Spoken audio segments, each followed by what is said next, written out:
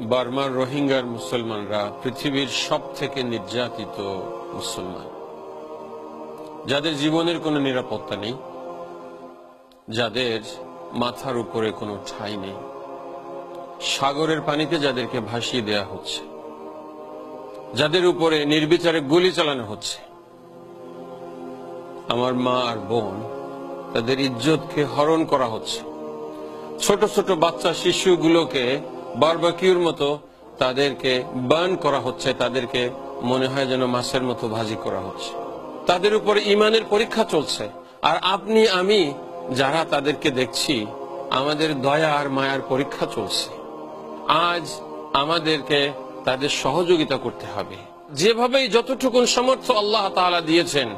যদি রোহিঙ্গান ভাই বোনদেরকে সাহায্য না করি, আল্লাহ তাআলার কাছে আমরা জবাব দিতে পারবো না। আমি আপনাদের সবাইকে উদাত্ত আহ্বান জানাবো, আসুন এই নির্যাতিত মাজলুম রোহিঙ্গা ভাই বোনদের পাশে দাঁড়াই। আল্লাহ তাআলা যেন আমাদেরকে তৌফিক দেন, আমিন।